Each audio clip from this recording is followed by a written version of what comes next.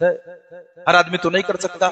سورج نکلتا ہے روزانہ پورب سے اور نکل آیا پچھم سے، نکل آیا پچھم سے، تو یہ کیا ہوگا؟ حضرت ابراہیم نے نمرود سے یہی کہا تھا. جب نمرود نے کہا تھا انا ربکم الاعلی، میں تمہارا بلند و بالا رب ہوں، تو حضرت ابراہیم نے کہا تسلیم کروں گا لیکن کچھ شرائط ہے میری. تو کہا کیا؟ کہا میرا رب وہ ہے جو مردوں کو زندہ کرتا ہے اور زندوں کو مردہ کر دیتا ہے. تو کہا یہ تو میرے بھی اختیار میں ہے. کہا اگر ہے تو کر کے بتلا دو، اگر ہے کر کے دکھلا دو گے تو ہم تمہیں خدا تسلیم کر لیں گے. کہا ٹھیک ہے، جاؤ قید خانے سے قیدیوں کو لے کر کے آؤ. کچھ قیدی لائے گئے تو کہا یہ قیدی ہیں؟ کہا ہاں. تو کتنی تعداد میں؟ تعداد جو بھی رہی ہو. تو کہا ان میں سے کچھ کو آزاد کر دیا جائے اور کچھ کو فوراً سزائے موت دے دی جاتی ہے، ان کا سر قلم کر دیا جائے. سر قلم کر دیا گیا. اب جب سر قلم کر دیا گیا تو کہا دیکھو میں اختیار رکھتا ہوں، میں نے جسے چاہا اسے زندگی دے دیا اور جسے چاہا اسے موت کے گھاٹ اتار دیا. بہرکیف وہ ظالم تھا، بادشاہ تھا. حضرت ابراہیم نے اسے جواب بھی دیا لیکن وہ سرکش تھا، ماننے والا کہاں؟ جب اللہ کی نہیں مانا تو جناب ابراہیم کی کہاں سے مانے گا؟ تو کہا کہ میں نے ایسا کر دیا. حضرت ابراہیم نے کہا ٹھیک ہے. آپ نے دوسری بات رکھی. دوسری بات یہ رکھی کہ میرا رب وہ ہے جو سورج کو پورب کے بجائے پچھم سے نکال دے، جو سورج کو پورب کے بجائے پچھم سے نکال دے. نہ نکال سکا، حواس باختہ ہو گیا، کیونکہ وہ کوئی اور کر ہی نہیں سکتا جب تک اللہ رب العالمین اپنے کسی محبوب بندے پر کرم نہ فرما دے اور اسے اختیار عطا نہ فرما دے. اب جب ہم تاریخ انسانی دیکھتے ہیں، تاریخ انسانی، اسلام نہیں، تاریخ انسانی، حضرت آدم سے لے کر کے اب تک، تو یہ اختیار کسی اور کو نہیں ملا. اگر ملا تو ہمارے پیغمبر کو ملا. سبحان اللہ. کس چیز کا اختیار؟ سورج کو پورب کے بجائے پچھم سے نکال دینا. کس کے لیے؟ یہ تاریخ تو یہ واقعہ تو معلوم ہوگا نا. کس کے لیے؟ کس کے لیے؟ سارے لوگ بولو، تھوڑا اونچا بولو. کس کے لیے؟ ارے ایک بار بول لو. نام علی کی برکت ایسی ہے کہ چہرہ علی کو دیکھتے رہنا عبادت ہے. تو میرا یقین ہے اگر چہرہ علی کو دیکھتے رہنا عبادت ہے تو نام علی بھی بہت بڑی عقیدت کی علامت ہے. اس لیے بولو کس کے لیے سورج نکالا گیا؟ کس کے لیے؟ اس کے آگے حضرت لگا لو یار. کس کے لیے؟ حضرت علی کے لیے. حضرت علی کے لیے. تو یہ اختیار اللہ تعالیٰ نے کسے دیا؟ حضرت آقا کریم صلی اللہ علیہ وسلم کو. آقا نے مقام صحبہ میں بیٹھ کر کے علی کے لیے سورج کو پورب کے بجائے پچھم سے نکالا. یہ چھوٹا معجزہ نہیں ہے، یہ چھوٹا معجزہ نہیں ہے، بہت بڑا معجزہ ہے. اگر چھوٹا معجزہ ہوتا تو 1,24,000 یا تقریباً 2,24,000 اگر اپنے پیغمبر کو چھوڑتے ہیں تو 1,23,999 انبیاء کرام دنیا میں آئے.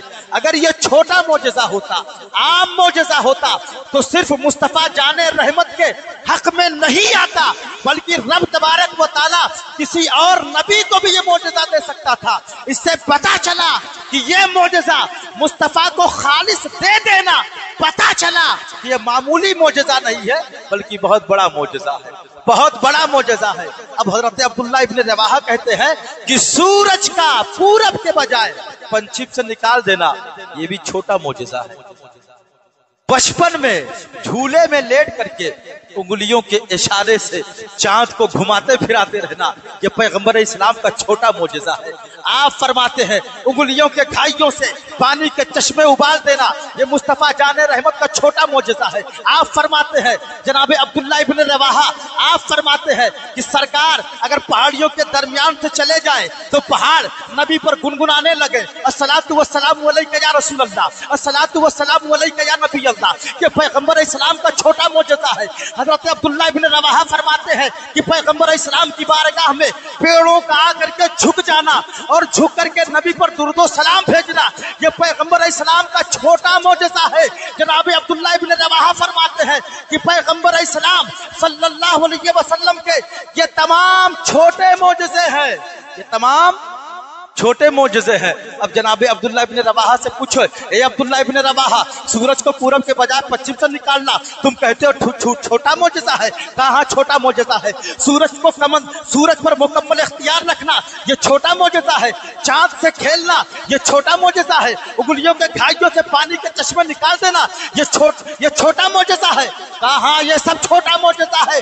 तो कहा क्या बड़ा मोजज़ा है? कहा चेहरे मुस्तफा सबसे बड़ा मोजज़ा है। चेहरे मुस्तफा सबसे बड़ा मोजज़ा है। और ऐसा मोजज़ा चेहरे मुस्तफा कि वो चेहरे मुस्तफा लोग अगर देख ले तो सहाबिया रसूल बन जाए। वो चेहरे मुस्तफा लोग अगर देख ले, हुस्ने मुस्तफा देख ले तो लोग सहाबिया रसूल बन जाए। ये तो पूरा चेहरे मुस्तफा है। अब चेहरे मुस्तफा में क्या क्या है? सरकार का दांत बेमिसलो बेमिसाल मोजज़ा। दांत हम अगर दांत खोल दे तो सामने वाला 2 फीट की दूरी पे हो जाएगा। निहायत नहुरा मौलवी है, पान खा करके पूरा दांत पूरी जबान लाल कर रखा है।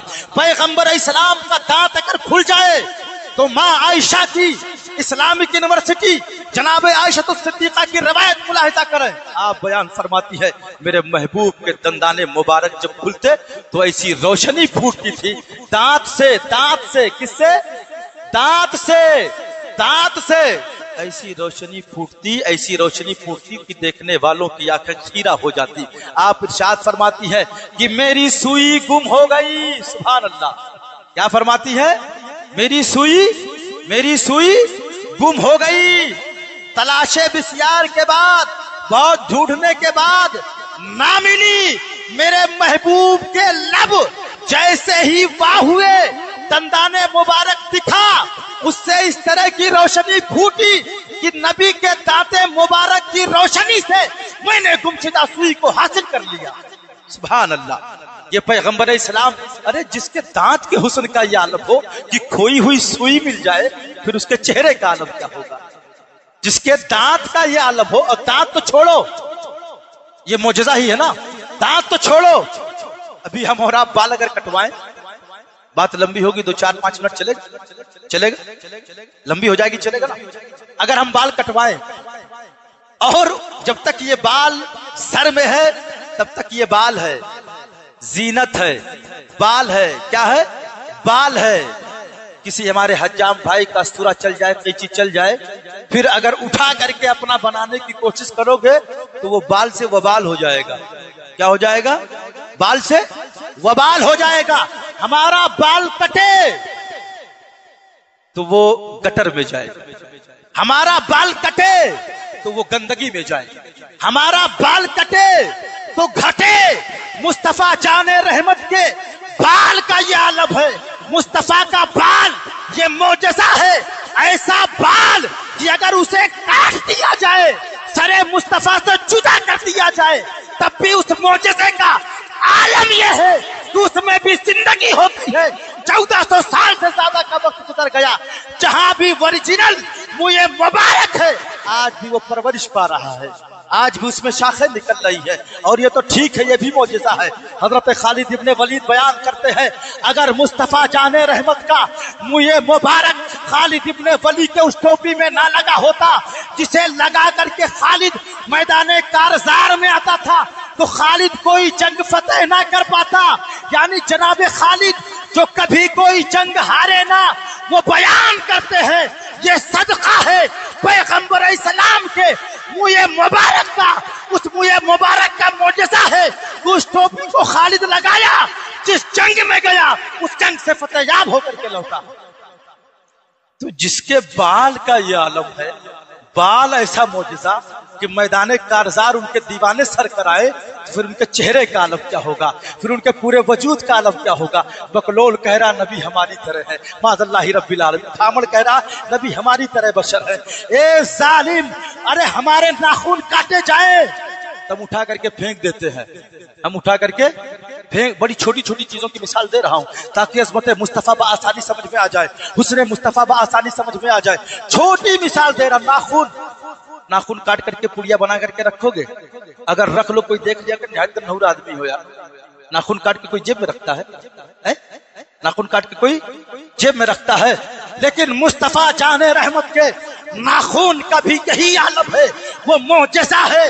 ارے جس مصطفیٰ کے قدموں کے ناخن کا یا لب ہو، ہمارے ناخن کاٹ دیے جائے تو جسم سے جدا ہونے کے بعد ناخن میں یہ جسارت نہیں، یہ قوت نہیں کہ وہ بڑھ سکے۔ ناخن مصطفیٰ کے زندگی کا عالم یہ ہے کہ وہ اپنے اس مصطفیٰ جان رحمت کا ناخن اتنا با اختیار ہے کہ جس میں مصطفیٰ سے جدا ہونے کے بعد یہ بڑھنے کی صلاحیت رکھتا ہے۔ یہ معجزہ نہیں تو اور کیا ہے؟